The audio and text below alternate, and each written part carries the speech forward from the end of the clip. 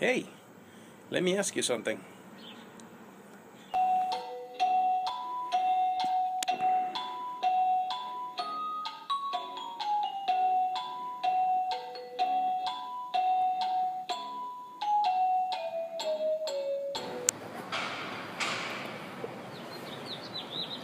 Hello YouTube.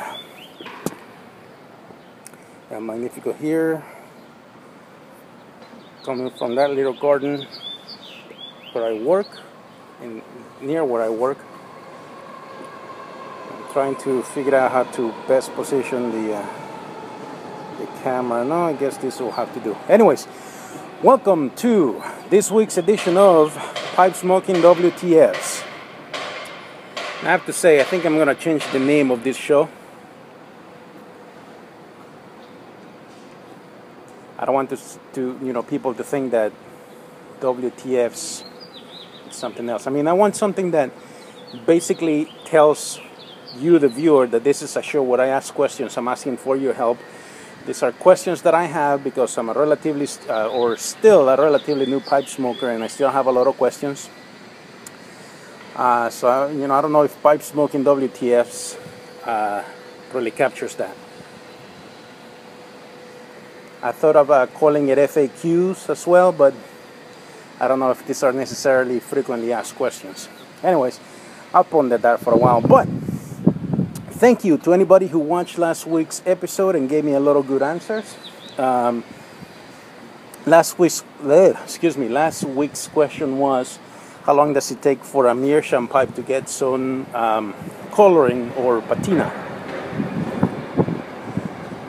And Matt Schultz, thank you for your answer. Matt said that it depends. He says that he's heard that when you smoke English blends, and he says that he mostly smokes blends, in a meerschaum pipe, that they get a nice rose color.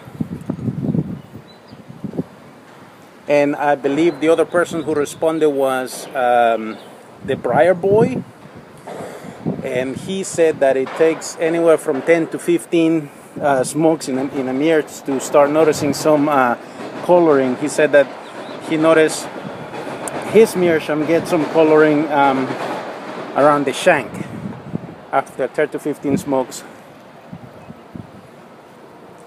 So I guess bottom line is just keep smoking it and it'll get some nice coloring. Anyways, on to this week's question. And this week's question I actually pushed up.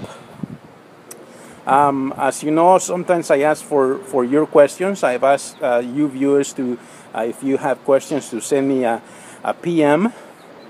And this week's question I pushed up is not one of my own, but it was sent to me by Embo24, and I decided to move this question up because he usually provides me really great answers to the questions on this show. So he's a loyal viewer, and he gives me great answers. So I pushed up his question, and his question is, and let me bring my book up so I can read it properly. Got my little book here.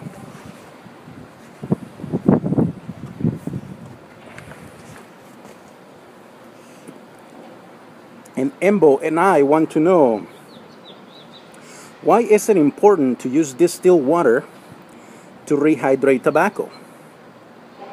He goes on to say, it doesn't seem that any chemicals in tap water would vaporize and get infused with the tobaccos. Yeah, so I was wondering that myself.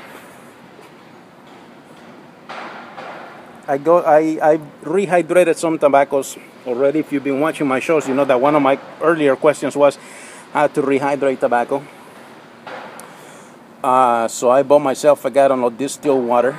But in the back of my head was always the question as to why. So there's this week's question. Why is it important to use distilled water to rehydrate tobaccos? If you know the answer to that, leave it in the comments below.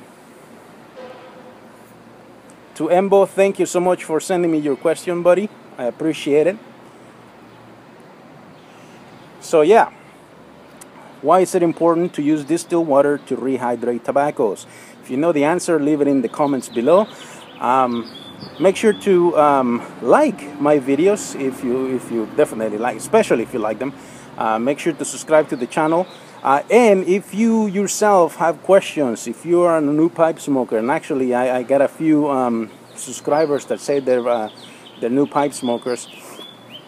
So if you have questions, go ahead and send me a PM. In the subject line, write WTF question, and I will try to use them on my show. Thank you so much for watching.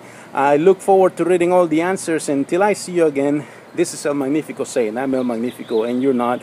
May God bless you all. So long, and thanks for all the fish. Ciao.